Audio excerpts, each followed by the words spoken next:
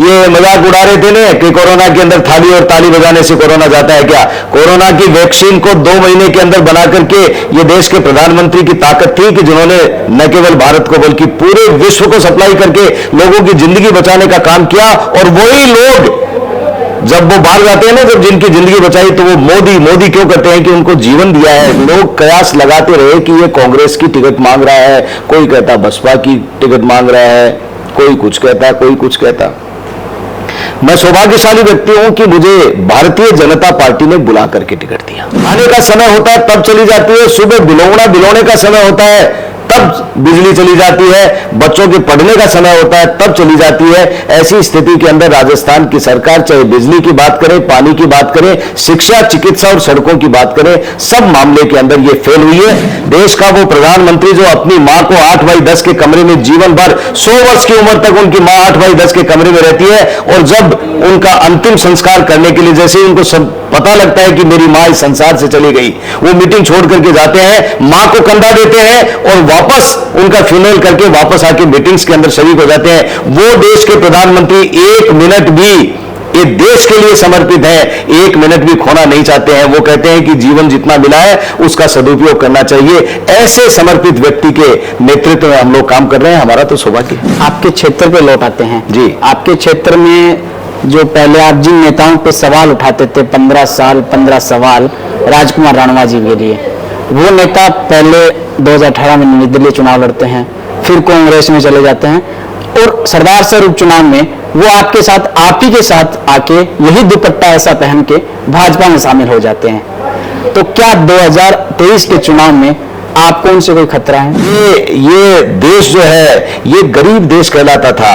ये अर्थव्यवस्था में तीसरे नंबर के ऊपर सबसे सशक्त आर्थिक देश बनने जा रहा है भारत, और ये मोदी जी के कारण ही संभव है। भाजपा मोदी जी के चेहरे पे चुनाव लड़ती आई है, लेकिन इस बार वो नहीं चलेगा। इस बार पहले घोषणा करनी पड़ेगी, क्योंकि 8-10 मुख्यमंत्री घूम रहे हैं, कई पार्टियां बदली, कभी बसपा, कभी कांग्रेस और फिर भाजपा। उस भाजपा से दामन थामा था। उससे पहले आप जब टिकट की दावेदारी कर रहे थे तो कांग्रेस से कर रहे थे, लेकिन अचानक आप भाजपा में आ गए और एक मंत्री की टिकट काट दी गई भाजपा में। तो क्या पहले से सांठगांठ थी कि भाजपा में जाना है? ऊपर के नेताओं से बात हो रही थी? आज आत्महत्या कर रहा है किसान, और वो ये लिख रहा है कि इसके लिए जिम्मेदार अशोक गहलोत है। भारतीय जनता पार्टी के कमल के निशान को लेकर के जो भी कोई व्यक्ति आएगा, अभिनेश महर्षि रतनगढ़ विधानसभा क्षेत्र में उस व्यक्ति को जी जान लगा करके कमल के निशान को विजयी बनाने के लिए और देश के यशस्वी प्रधानमंत्री नरेंद्र मोदी जी के वैभव को परम वैभव में बदलने के लिए जो भी कर सकेगा मैं जरूर करूंगा। नमस्कार, मेरा नाम है अभिषेक जाखड़ और आप देख रहे हैं आरजे टीवी 24। आरजे टीवी 24 की चुनावी यात्रा लगातार जारी है। इस चुनावी यात्रा के अंदर हम गांव-गांव, ढाणी-ढाणी जाते हैं और लोगों की समस्याएं क्या है उन पे चर्चा करते हैं, और वही समस्याओं को लेकर हम जनप्रतिनिधियों से सवाल करते हैं। इसी के चलते हम पहुंचे हैं चूरू जिले की रतनगढ़ विधानसभा क्षेत्र में। रतनगढ़ विधानसभा क्षेत्र में आज हमारे साथ हैं रतनगढ़ से विधायक अभिनेश महर्षि साहब। इनसे जानने की कोशिश करते हैं कि जो पिछले 5 साल का कार्यकाल रहा है, अब महज कुछ महीनों बाद विधानसभा चुनाव है, उस चुनाव के अंदर आपके क्या क्या मुद्दे रहने वाले हैं और ये 5 सालों में आपने क्या क्या कार्य करवाए हैं। क्योंकि जब ये 2018 का चुनाव लड़ रहे थे तो उससे पहले जो 3 बार बीजेपी के विधायक रहे, 15 साल, 15 सवाल जो इन्होंने रखे थे उन पे चर्चा करेंगे। आइए जानते हैं। नमस्कार सर, आपका आरजे टीवी 24 पर स्वागत है। नमस्कार सर, सबसे पहले तो मैं आपके परिचय से शुरुआत करना चाहूंगा कि आपकी राजनीति में शुरुआत कैसे हुई? देखिए, मेरा जन्म अलफसर गांव में हुआ। मेरे पिता पंडित बद्री प्रसाद महर्षि संस्कृत और वेदों के बहुत बड़े विद्वान थे। परिवार की पृष्ठभूमि के अंदर अनेक तरह की सेवाओं में लोग बाग हैं, मेरे परिवार के लोग हैं। सेवा के भाव को मेन प्रधानता मेरे मन में थी, और उसी का परिणाम है कि मैं राजनीति में रह करके लोगों की ज्यादा सेवा कर सकता हूं। ये मन में भाव था, इसीलिए मैं राजनीति में हूं। अच्छा सर, राजनीति की बात करें, आप फतेहपुर शेखावाटी से बिलोंग करते हैं और फतेहपुर से आके आप रतनगढ़ में चुनाव लड़ते हैं, तो इसके पीछे क्या मानते हैं? क्योंकि अक्सर नेता होता है वो अपने क्षेत्र को ही चुनता है। देखिए, मैंने शुरुआत जो है वो छात्र राजनीति से की, जयपुर में पढ़ता था। बिल्कुल। और जयपुर राजस्थान की राजधानी होने के कारण वहां पर एक वाइड मेरे को एक्सपीरियंस मिला। और रतनगढ़ के अंदर भी हमारे रिश्तेदार नातेदार बहुत सारे लोग थे। रतनगढ़ के लोगों का आग्रह भी था, नौजवानों ने मेरे को अप्रोच भी किया। सब लोगों ने ये कहा कि आप रतनगढ़ के अंदर जिस तरह से आप काम करते हैं, जो कार्यशैली है वो हमें बहुत पसंद है। और रतनगढ़ के लोगों के आग्रह के ऊपर मैं रतनगढ़ से सेवा के भाव को प्रधानता रखते हुए और आगे बढ़ने की कोशिश की। लेकिन उसके बाद में आपने कई पार्टियां बदली, कभी बसपा, कभी कांग्रेस और फिर भाजपा। उस भाजपा से दामन थामा था। उससे पहले आप जब टिकट की दावेदारी कर रहे थे तो कांग्रेस से कर रहे थे, लेकिन अचानक आप भाजपा में आ गए और एक मंत्री की टिकट काट दी गई भाजपा में। तो क्या पहले से सांठगांठ थी कि भाजपा में जाना है, ऊपर के नेताओं से बात हो रही थी? देखिए, ये बिल्कुल गलत शब्द है सांठगांठ। राजनीति के अंदर किसी तरह की सांठगांठ की बात करें तो ये गलत है। मैं निश्चित रूप से कांग्रेस की पॉलिटिक्स को मैंने ज्वाइन किया था। कांग्रेस में रहते हुए मैंने लंबे समय तक काम किया और कांग्रेस जब अच्छे कार्यकर्ताओं को की तरफ ध्यान नहीं देती है, कांग्रेस के बड़े नेता जितने भी हैं उन सब बड़े नेताओं के कार्यकर्ताओं की तरफ ध्यान नहीं देने का परिणाम है कि कांग्रेस की पॉलिटिक्स में जो पोटेंशियल लोग थे वो निकल करके अन्य दूसरी पार्टियों में उनको मजबूरन जाना पड़ा, वो चले गए। हेमंत बिश्व शर्मा बहुत बड़ा उदाहरण आपके सामने है, जो आज देदीप्यमान क्षत्रप के रूप में नॉर्थ ईस्ट के अंदर काम कर रहे हैं। मैं कांग्रेस से चुनाव लड़ रहा, 2008 का चुनाव लड़ा, 2013 तक मैंने बहुत काम किया और जनता की जुबान पर था कि ये सेवक बहुत अच्छा सेवक है, जनता ने मानस भी बनाया था। कांग्रेस ने टिकट काट दी। हमने एमपी के चुनाव के लिए भी उनको कहा कि हमें एमपी की टिकट दीजिए, कांग्रेस ने उसके ऊपर भी ध्यान नहीं दिया। साथी कार्यकर्ताओं ने यहां इसी जगह जहां अपन बैठे हैं यहां बैठ करके और निर्णय लिया कि हम चुनाव लड़ेंगे और हम तो इंडिपेंडेंट चुनाव लड़ने के लिए कार्यकर्ता साथियों ने दबाव बनाया कि लोकसभा का इंडिपेंडेंट चुनाव लड़ो। तत्कालीन जो बसपा के जो वर्तमान में भी प्रदेश अध्यक्ष हैं भगवान सिंह जी बाबा सहित जो उनके केंद्रीय अधिकारी और जो भी लोग यहाँ, भाई मनोज न्यांगली जो उस समय विधायक थे, ये सब लोगों ने मेरे जो कार्यकर्ता साथियों का साथ था उस साथ को देखते हुए उन्होंने आग्रह किया कि आप बसपा से हमारे हाथी के निशान पर चुनाव लड़ लीजिए। हमारे मन में भी एक बात थी, 23 दिन का समय था हमारे पास में और साथियों ने निर्णय ले लिया कि हम तो चुनाव लड़ेंगे। देखिए, मैं कुछ भी नहीं हूं, जो कुछ हूं आज मेरे साथियों के बलबूते पर और साथियों के निर्णय को शिरोधार्य करते हुए।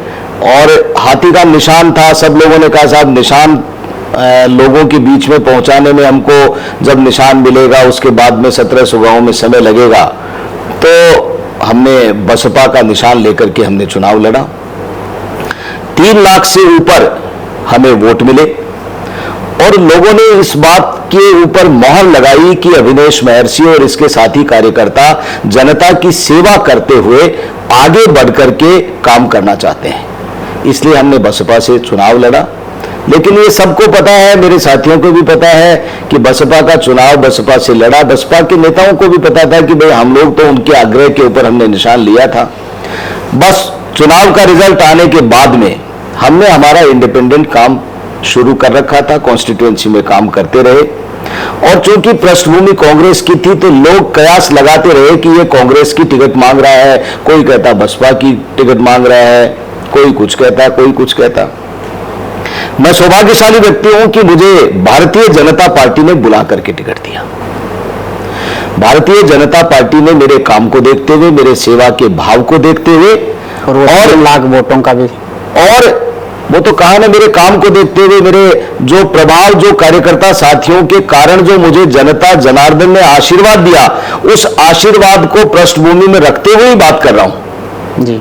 तो उन्होंने जो है मुझे बुला करके ये कहा कि आप भारतीय जनता पार्टी की टिकट के ऊपर चुनाव लड़िए। मौजूदा मंत्री थे उस समय।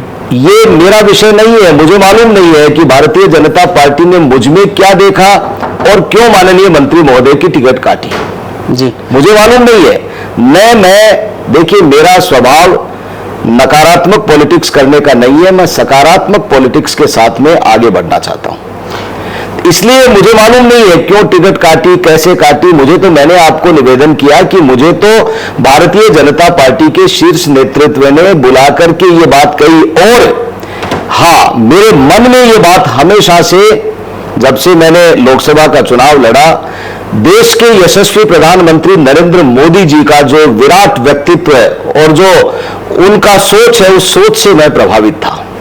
और उस सोच से प्रभावित होकर के भारतीय जनता पार्टी के शीर्ष नेतृत्व जिस तरह से देश को एक और अखंड रखने के लिए काम कर रहा है, देश के लिए, नौजवानों के लिए काम कर रहा है, देश के हमारे जो अन्य मुद्दे हैं, चाहे विदेशी हमारी नीति हो, चाहे आज देखिए विश्व के अंदर देश के प्रधानमंत्री नरेंद्र मोदी जी का किस तरह से एक आभा मंडल बन पाया है, वो ऐसे तो बनता नहीं है, उनकी नीति, सोच और कामों से बनता है। और उसी का परिणाम था कि मैं बहुत प्रभावित था। जैसे ही मुझे भारतीय जनता पार्टी ने बुलाया, मैं सहर्ष स्वीकार ही नहीं किया, बल्कि मुझे खुशी हुई, और आज मैं अपने आप को सर्वाधिक भाग्यशाली और गौरवान्वित महसूस करता हूं कि मैं भारतीय जनता पार्टी का कार्यकर्ता हूं। आपने 2018 का चुनाव लड़ रहे थे, तब आपने राजकुमार रणवा जी पे टिप्पणी की थी, या फिर कह सकते हैं उन पे आपने सवाल उठाए थे। 15 साल 15 सवाल, वो 15 सवाल थे, पानी निकालने का हो, या फिर शहर के अंदर अस्पताल का हो, या फिर और अन्य मुद्दे हो। उनमें से कौन कौन से जो मुद्दे हैं वो पूरे हुए आपके?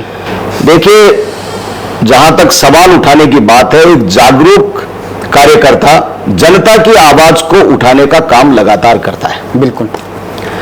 मैं उस वक्त जहां तक बात है सरकार की, मैं एक विपक्ष की भूमिका में काम करता था, और जनता की जो आवाज आती थी, उस जनता की आवाज को, चाहे वो टीवी के चैनल्स हो, मीडिया हो, उनके माध्यम से मैं बात करता था। मेरे मन में हमेशा से टीस थी, पानी भरता था बाजार के अंदर, और पानी इतना भरता था कि व्यापारियों का बड़ा भारी नुकसान होता था। मैंने ये कहा कि ये पानी की निकासी की व्यवस्था होनी चाहिए।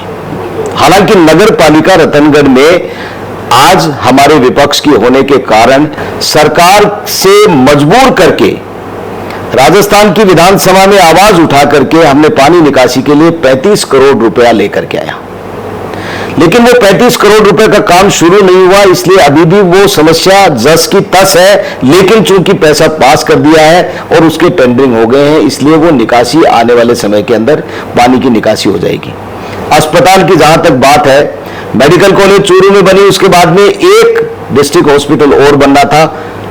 मैं विधायक रहते हुए, जनप्रतिनिधि रहते हुए, मैंने विधानसभा में आवाज उठाकर के जिला अस्पताल बनवाया। राजलदेसर के अंदर मैंने सुभाष चौक के अंदर चुनावी सभा में कहा था कि आपकी क्या मांग है। उन्होंने कहा कि 20 वर्षों से हम मांग कर रहे हैं, हमारे यहां गवर्नमेंट कॉलेज होना चाहिए। हमने गवर्नमेंट कॉलेज, मैंने ये कहा सरकार किसी की भी बन जाए, अभिनेश महर्षि यदि विधायक बनता है आपके आशीर्वाद से, तो मैं गवर्नमेंट कॉलेज लाऊंगा। आज गवर्नमेंट कॉलेज लेकर के भी आ गए, गवर्नमेंट कॉलेज चालू भी हो गया, अब वहां पर भव्य बिल्डिंग भी बन रही है। तहसील, उप तहसील के बाद में तहसील की मांग थी, हालांकि छोटा इलाका था, लेकिन फिर भी मैं मिला सरकार से, मुख्यमंत्री जी से मिला, और विधानसभा के अंदर आवाज उठाई कि मेरे विधानसभा क्षेत्र के राजलदेसर को तहसील बनाओ, और तहसील बनवा करके लाया।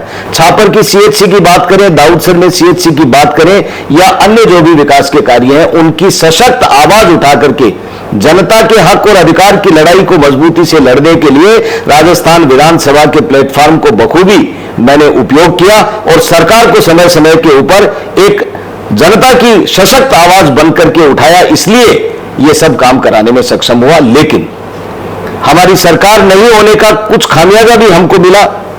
लचर प्रशासन के कारण जो व्यवस्थाएं होनी चाहिए अस्पताल में नहीं हो पाती।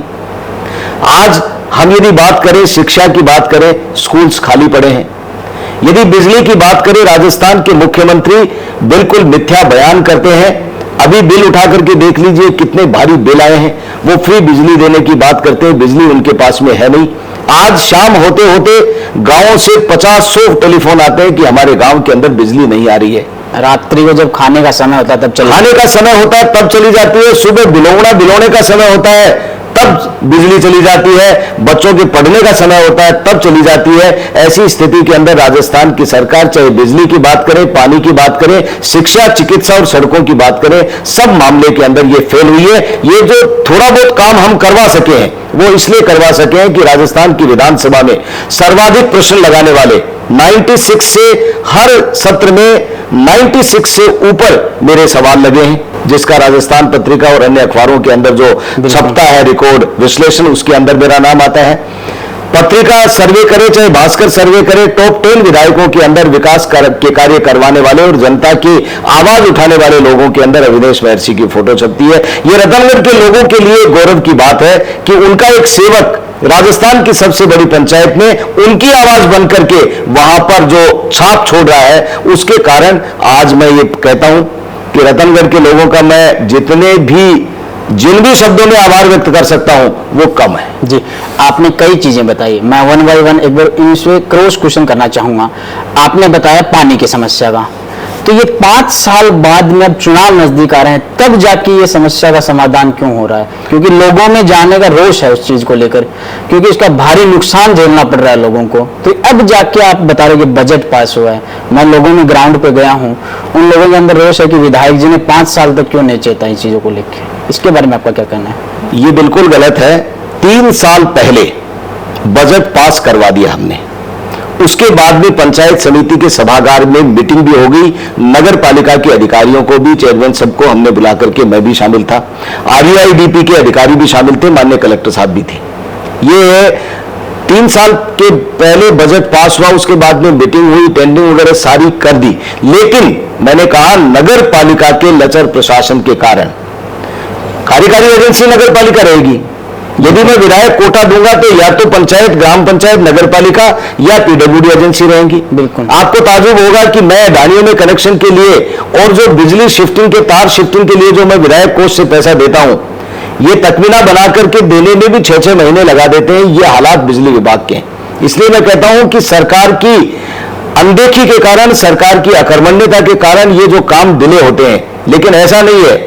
मैंने सीवरेज लाइन की बात करी थी, मैंने मेरे हर स्पीच के अंदर यह कहा था कि यदि मैं विधायक बना तो रतनगढ़ में सीवरेज लेकर के आऊंगा। मैं दूसरे बजट के अंदर सीवरेज को पास करवा करके लाया 292 करोड़ रुपए, और उसका काम भी चालू हुआ।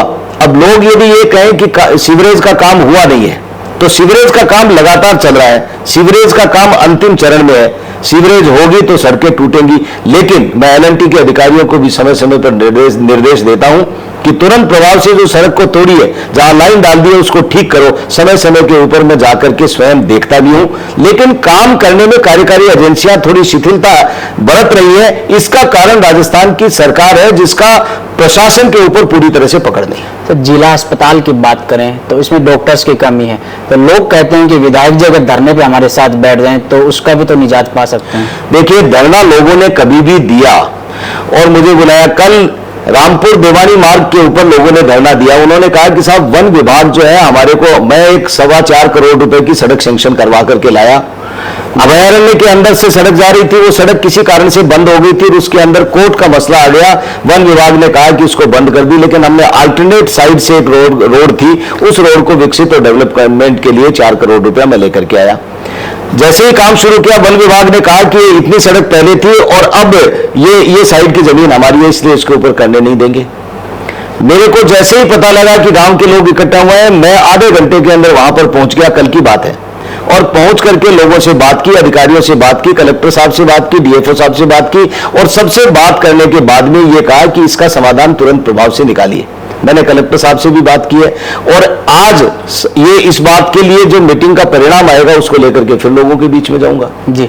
जनता जनार्दन जब भी कोई आवाज देती है इस पानी की समस्या को लेकर के, EO को साथ में लेकर के 2 किलोमीटर तक पैदल पानी के अंदर इतना पानी में चल करके, और मैं SDM के यहां धरना दिया है।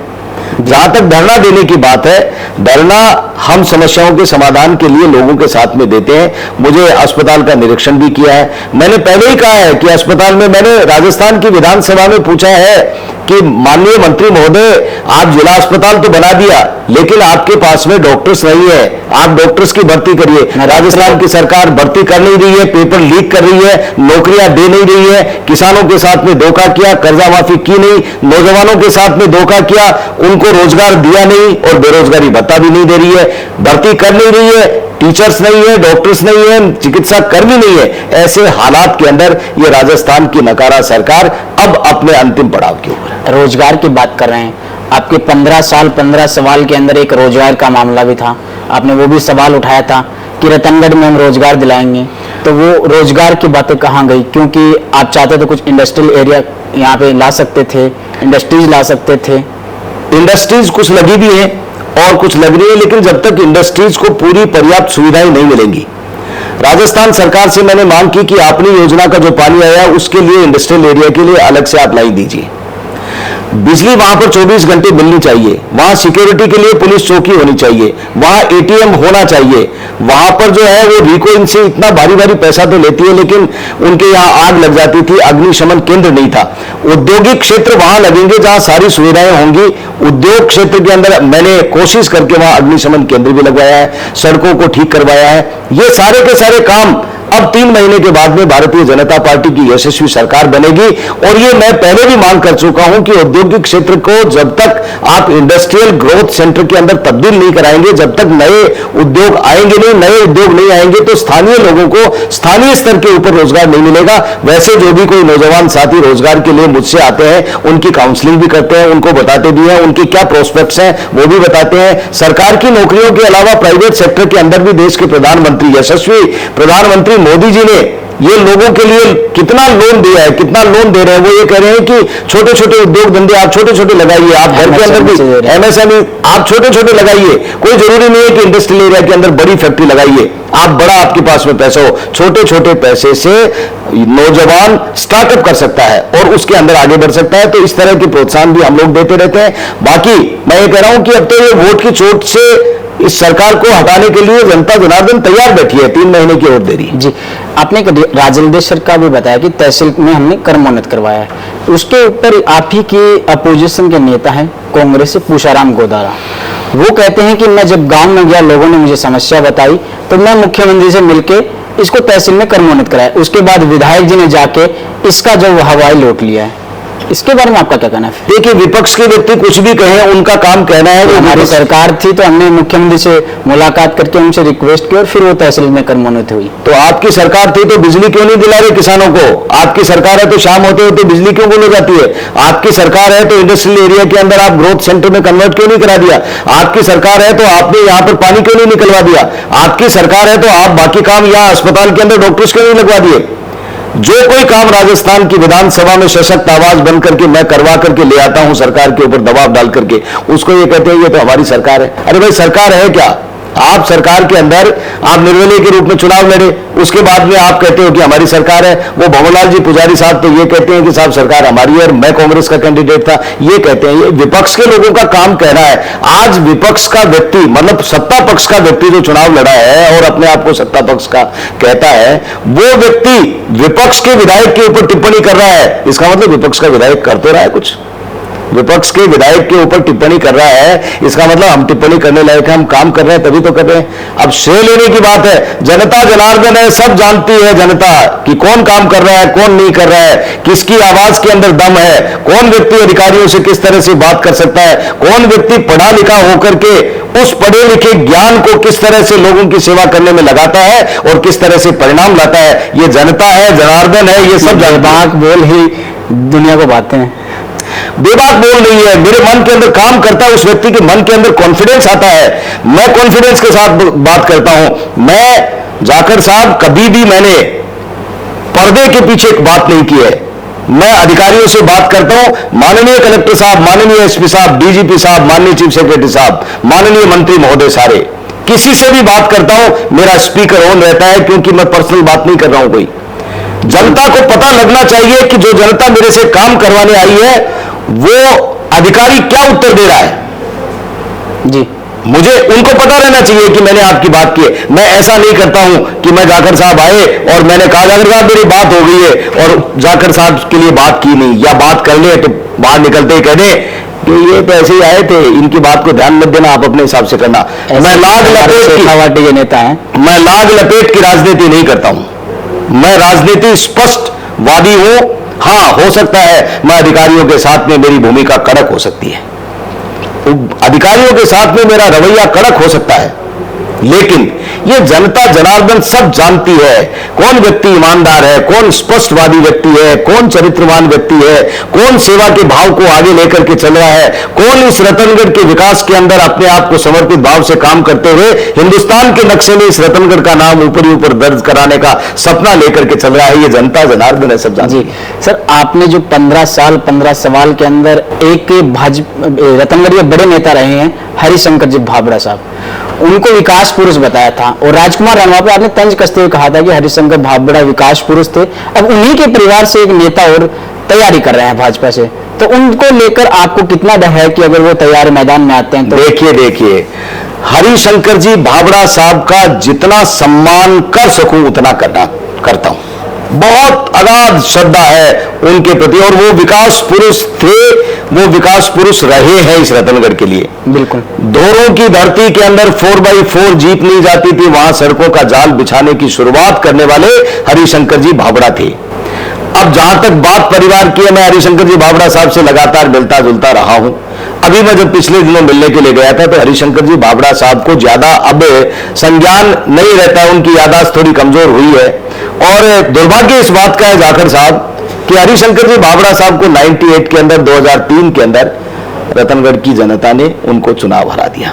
98 में जब वो चुनाव हारे उसके बाद में उनका मन खट्टा हो गया। 98 से लेकर के और उसके बाद में 2018 के बाद में 2023 आ गया, तो ये लंबा समय 25 वर्ष का समय हो गया। और जनता रोज काम, आपने देखा होगा, आप जब सुबह आए तो कितने लोग आए, परिवादी लोग आए, और उनसे मैंने किस तरह से बात की और किस तरह से उनका काम करवाया। तो रोज लोगों के काम होते हैं, रोज लोगों के काम को करना पड़ता है। इसलिए माननीय हरिशंकर जी भाभड़ा साहब 98 के अंदर चुनाव हारे, उसके बाद से जनता के प्रति थोड़ा उनका मन अलग हो गया। अब बाकी तो राजनीति के अंदर टिकट मांगने का अधिकार सबको है, राजनीति के अंदर जो सेवा करना चाहता है, आइए, स्वागत है सबका। हम तो कहा ना कि पॉजिटिव राजनीति करते हैं और पॉजिटिव राजनीति के साथ में हाँ एक बात ये कहता हूं, भारतीय जनता पार्टी के कमल के निशान को लेकर के जो भी कोई व्यक्ति आएगा, अभिनेश महर्षि रतनगढ़ विधानसभा क्षेत्र में उस व्यक्ति को जी जान लगा करके कमल के निशान को विजयी बनाने के लिए और देश के यशस्वी प्रधानमंत्री नरेंद्र मोदी जी के वैभव को परम वैभव में बदलने के लिए जो भी कर सकेगा मैं जरूर करूंगा। अगर भाजपा किसी और को टिकट देते तो आप साथ देंगे? टिकट का कोई विषय ही नहीं है, टिकट का कोई विषय नहीं है। भारतीय जनता पार्टी, अरे मुझ जैसे कार्यकर्ता को जो पार्टी में भी नहीं था वो ढूंढ करके लाती है, उनके सर्वेज है, उनका अलग तरीका है काम करने का। मैं तो कहा है कि भारतीय जनता पार्टी के कमल का निशान जो है वो हमारा नेता है, देश के यशस्वी प्रधानमंत्री हमारे नेता है, जेपी नड्डा साहब हमारे नेता है, सीपी जोशी साहब हमारे नेता है, राजेंद्र राठौड़ हमारे नेता प्रतिपक्ष, मैं विधायक हूं, हमारे नेता प्रतिपक्ष राजेंद्र राठौड़ साहब हैं। हमारे तो सारे लोग जितने भी शीर्ष नेता थे वो सब जो भी आदेश देते हैं उस आदेश को हम पूरा करते हैं। और भारतीय जनता पार्टी में आने के बाद में मैं महसूस करता हूं कि मैं सबसे सौभाग्यशाली व्यक्ति हूं। आप पर जातिवाद के आरोप भी लगते हैं, जाट ब्राह्मण को आपस में लड़वाने के ऐसे कुछ गांव के लोग कहते हैं। देखिए साहब, अभिनेश महर्षि 36 कौम का आदर सत्कार और 36 कौम के लोगों का काम करता है, तभी जाकर के उन्होंने आशीर्वाद दिया और राजस्थान की सबसे बड़ी पंचायत में भेजा। जाति धर्म संप्रदाय से ऊपर उठ करके काम करने वाले यदि व्यक्ति का नाम है तो वो अभिनेश महर्षि है। मेरे यहां पर मैं आए हुए व्यक्ति को न जाति पूछता हूं, न धर्म पूछता हूं, न पार्टी पूछता हूं, जाति धर्म संप्रदाय से ऊपर उठ करके काम करता हूं। और एक बात और कहता हूं,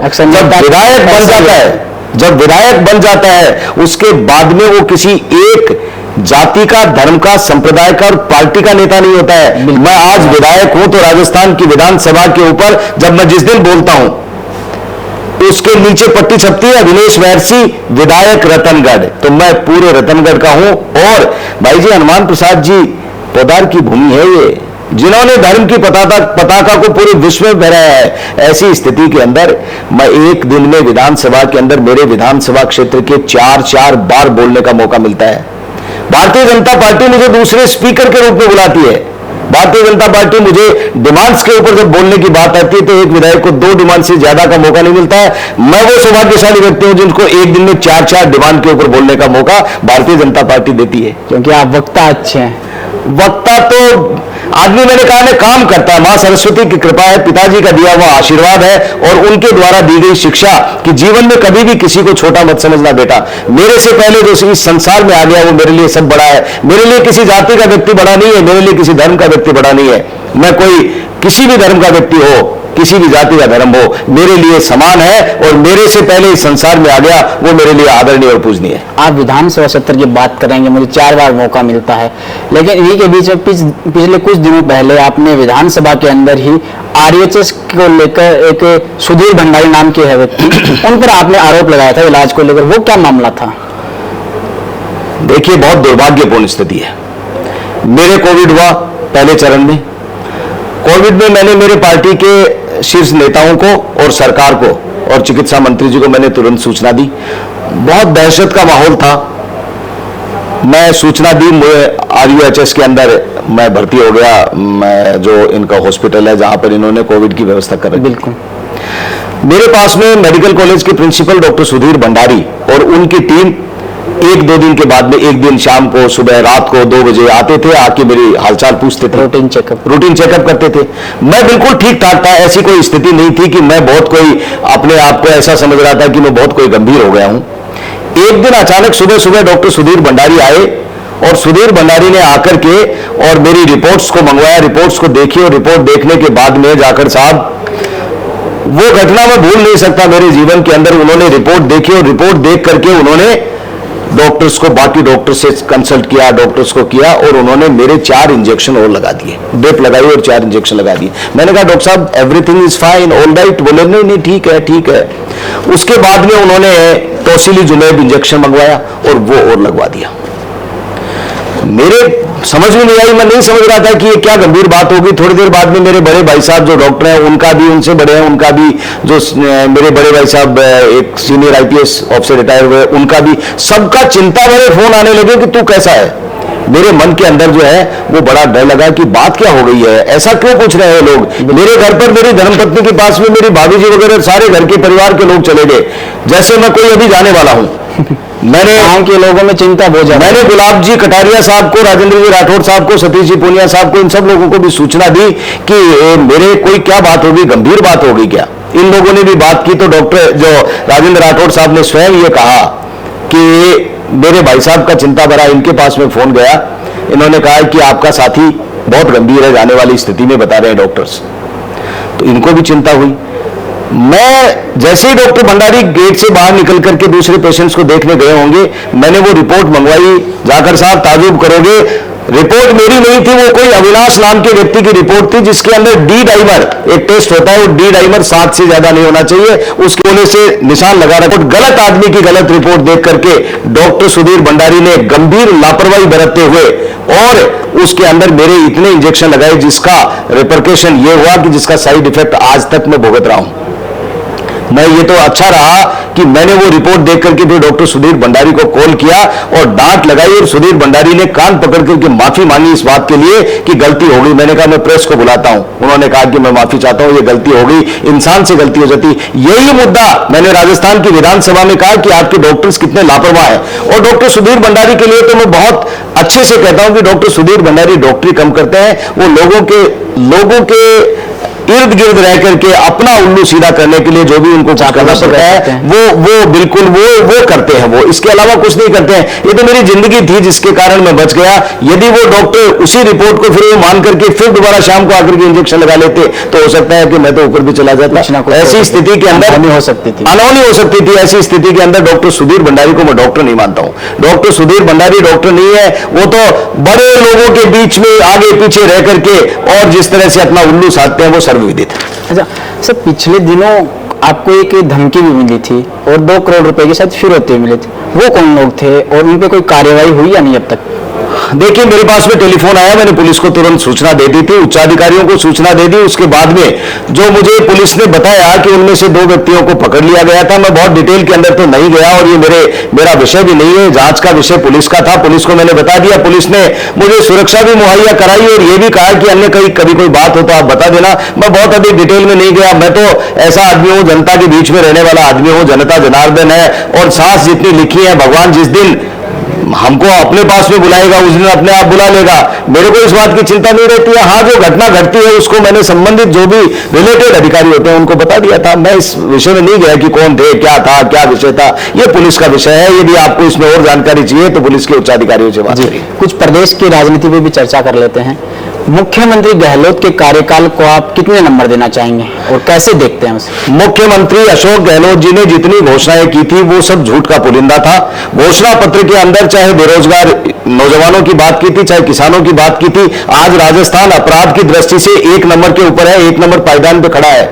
और मैं आपको बताता हूं कि ये जो नेशनल क्राइम रिकॉर्ड ब्यूरो है उसके अंदर राजस्थान शर्मनाक स्थिति के अंदर है, अपराध में 1 नंबर पर है। आप दलित अपराध कितना भयंकर हो रहा है, 1 नंबर के ऊपर है। महिला अत्याचार की बात करें, 1 नंबर के ऊपर है। आज आत्महत्या कर रहा है किसान और वो ये लिख रहा है कि इसके लिए जिम्मेदार अशोक गहलोत है। कड़ेल ने अपने उसमें सुसाइड नोट के अंदर लिखा है कि मेरी मौत का जिम्मेदार राजस्थान का मुख्यमंत्री अशोक गहलोत है, जिसने कर्जा माफी की, संपूर्ण कर्जा माफी की गलत बात करके कर्जा माफ नहीं किया और मैं कर्जे में डूब गया, मेरे परिवार को मुंह दिखा नहीं सकता हूं। तो आप बताइए कितने नंबर देने चाहिए? ये तो नंबर जनता देती है, जनता देगी। राजस्थान के मुख्यमंत्री ने बजट जितनी घोषणाएं की उन घोषणाओं के अंदर 40% को धरातल के ऊपर नहीं उतार पाया। ये राजस्थान की सरकार के अंदर मंत्री रहे हुए और मंत्रियों ने खुद के बयान होते हैं। एक मंत्री का जिस विभाग के अंदर मलाईदार काम होता है उस विभाग बदल दिया जाता है, दूसरे को दे दिया जाता है। राजस्थान सरकार के मंत्री अपने क्वार्टर, सरकारी क्वार्टर्स को खाली करके अपने घरों में लौटने लग गए हैं। ये हालात है तो कितने नंबर दे दिए अशोक गहलोत जी को खुद को पता है और राजस्थान के तमाम लोगों को पता है कि ये सरकार अटर फेल्योर है। जी, आप योजनाओं की बात कर रहे हैं मुख्यमंत्री गहलोत की, तो उसमें एक महंगाई राहत कैंप है, आजकल स्मार्टफोन की योजनाएं हैं या फिर फूड राहत पैकेट जो अभी दे रहे हैं, ये आजकल बहुत चर्चाओं में है। फूड के पैकेट्स को खोल करके लोग दिखा रहे हैं कि उसके अंदर कैसा फूड है। बिल्कुल। मोबाइल को इन लोगों ने जो आउटडेटेड मोबाइल थे उन मोबाइल को जिस कंपनी ने मोबाइल बनाए उस कंपनी से सेटिंग कर ली, उनका माल बिक नहीं रहा था तो उन्होंने फ्री में देने के लिए जनता के पैसे को, जनता की गाड़ी कमाई का पैसा होता है, टैक्स के रूप में हम जमा कराते हैं, वही पैसा होता है। जीएसटी लागू है, जीएसटी का पैसा आता है, सरकार उस पैसे को अधिकार, मतलब आप ये बताइए कि किन्हीं लोगों को लुटाने के लिए आज मोबाइल जो दे रहे हैं, आपने सुना ही होगा कि कैसे मोबाइल दे रहे हैं। फूड पैकेट्स की बात आई, मुख्यमंत्री अशोक गहलोत जी को गुलाबी रंग की अपनी फोटो लगा करके जनता के बीच में ये कहने के लिए कि हम बहुत बड़ी बड़ी सेवाएं का ये योजनाएं लेकर के आए। इनकी योजना यदि होती तो अस्पताल के अंदर जाकर के देखिए हालात क्या है। आप बिजली की बात कर रहे हैं, बड़े बड़े ऐड लगा रखे हैं कि बिजली फ्री, बिजली के लिए हालात देखिए किस तरह के हैं। तो ये सरकार तो योजनाएं, मुख्यमंत्री अशोक गहलोत जी को लग रहा था कि मुझे हटा दिया जाएगा, तो ये योजनाओं का किसी व्यक्ति ने उनको कोई राय दी, उनके पीछे कोई न कोई किसी का दिमाग है, उसने राय दी कि घोषणाओं का एक पुलिंदा खोल दो, करनी तो है नहीं। बजट में जो घोषणा करता है उसके अंदर 100 रुपए होता है, उसके अंदर व्यक्ति करता है ये इतना इतना, इसमें इतना करेंगे, 100 रुपए का हिसाब दे दिया। अब उसके बाद में कहां से पैसा लाओगे? आप की ये कर रहे हो, आप 40% घोषणाओं को पूरा नहीं कर सके हो। राजस्थान के मुख्यमंत्री अशोक गहलोत पूरी तरह से फेल हो गए हैं और राजस्थान की सरकार जब अशोक गहलोत जी की या कांग्रेस की रही है तो उसका इतिहास है कि दोबारा बदल करके जैसा उनके मंत्रियों ने कहा है कि एक फॉर्च्यूनर में आने की स्थिति उनकी नहीं है। राजेंद्र गुड्डा साहब ने कहा था, राजेंद्र गुड्डा जी ने भी कहा, अन्य लोगों ने भी कहा, उन्हीं के सरकार के मंत्रियों, उनके सरकार के जो उनकी पार्टी के जो एमएलए हैं वो कहते हैं, रोज कहते हैं भरत सिंह जी की बात कर दो, मेरा जी की बात कर दो, अनेक लोग हैं। और अपराध और कानून व्यवस्था की स्थिति देखिए, उनके डीजीपी रहे हुए हरीश मीणा जो उनकी पार्टी के एमएलए हैं, उनको अपने विधानसभा क्षेत्र के थाने के सामने पूर्व डीजीपी को मुकदमा दर्ज कराने के लिए खुद को बैठना पड़े वहां पर। मुख्यमंत्री घोषणा करते हैं कि हमारे यहाँ एफआईआर दर्ज हो जाएगी। मेरे पास में रोज लोग आते हैं कि हमारी एफआईआर दर्ज नहीं होती है, मुझे फोन करना पड़ता है, कभी एसपी साहब को, कभी आईजी साहब को, कभी सीआई साहब को।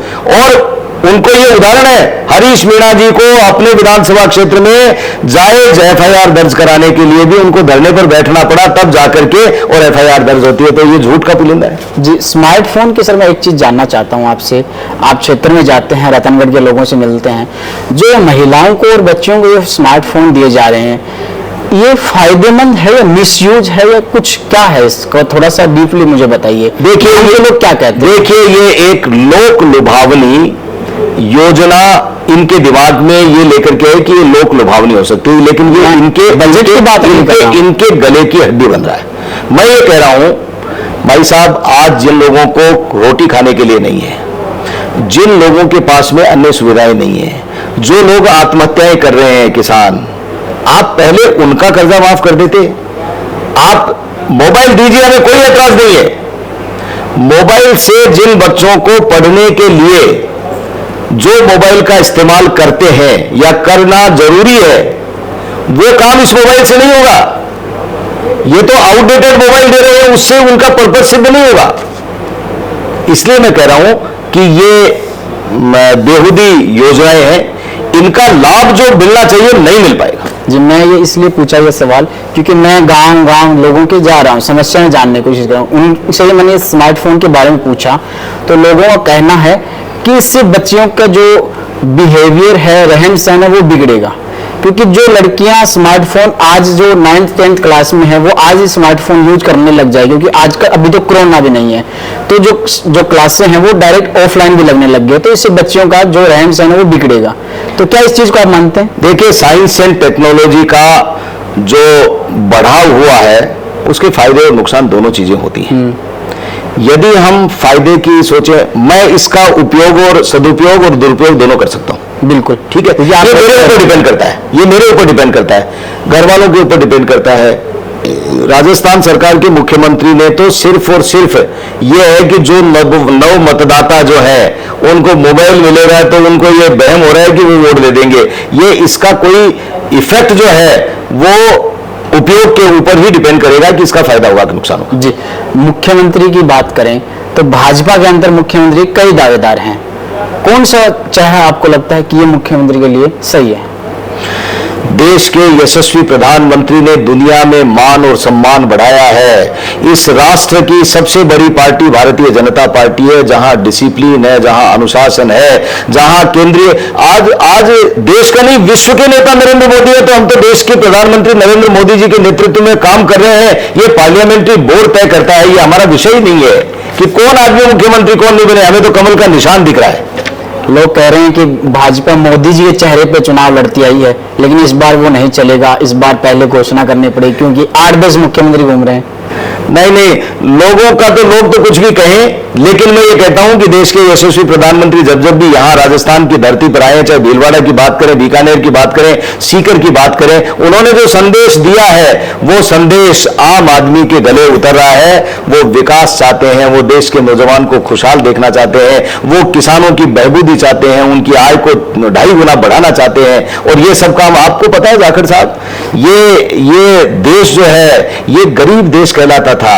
ये अर्थव्यवस्था में तीसरे नंबर के ऊपर सबसे सशक्त आर्थिक देश बनने जा रहा है भारत, और ये मोदी जी के कारण ही संभव है। इसलिए देश के प्रधानमंत्री मोदी जी तो गिरता जा रहा है। नहीं, आप ये देखिए तीसरे नंबर पर आ रहा है। ऐसे नहीं, प्रधानमंत्री जी 2014 में बने थे, तब शायद 59 के आसपास था, और अभी 82-83। कोई बात नहीं, वो तो समय के साथ में थोड़ा बढ़ता चढ़ता रहता है, उतार चढ़ाव आता रहता है। लेकिन ये मजाक उड़ा रहे थे ना कि कोरोना के अंदर थाली और ताली बजाने से कोरोना जाता है क्या? कोरोना की वैक्सीन को 2 महीने के अंदर बना करके ये देश के प्रधानमंत्री की ताकत थी कि जिन्होंने न केवल भारत को बल्कि पूरे विश्व को सप्लाई करके लोगों की जिंदगी बचाने का काम किया। और वही लोग जब वो बाहर जाते हैं ना, जब जिनकी जिंदगी बचाई, तो वो मोदी क्यों करते हैं कि उनको जीवन दिया है वैक्सीन दे करके। और उसके बाद में देश के प्रधानमंत्री हमारी संस्कृति को, आप देखते हो अमेरिका के अंदर गए तो पार्लियामेंट के अंदर वहां किस तरह से सांसदों में होड़ लग गई हमारे देश के प्रधानमंत्री मोदी जी से हाथ मिलाने के लिए, और किस तरह से एक राष्ट्र का राष्ट्राध्यक्ष जो है वो मोदी जी के चरण स्पर्श करके भारतीय संस्कृति को का सम्मान करता है। ये मोदी जी के कारण है। मोदी जी की शख्सियत को कोई नकार नहीं सकता है। देश का वो प्रधानमंत्री जो अपनी मां को 8x10 के कमरे में जीवन भर 100 वर्ष की उम्र तक उनकी मां 8x10 के कमरे में रहती है, और जब उनका अंतिम संस्कार करने के लिए जैसे उनको सब पता लगता है कि मेरी मां इस संसार से चली गई, वो मीटिंग छोड़ करके जाते हैं, मां को कंधा देते हैं और वापस उनका फ्यूनरल करके वापस आके मीटिंग्स के अंदर शरीक हो जाते हैं। वो देश के प्रधानमंत्री 1 मिनट भी ये देश के लिए समर्पित है, एक मिनट भी खोना नहीं चाहते हैं। वो कहते हैं कि जीवन जितना मिला है उसका सदुपयोग करना चाहिए। ऐसे समर्पित व्यक्ति के नेतृत्व में हम लोग काम कर रहे हैं, हमारा तो सौभाग्य है। आपके क्षेत्र पे लौट आते हैं जी। आपके क्षेत्र में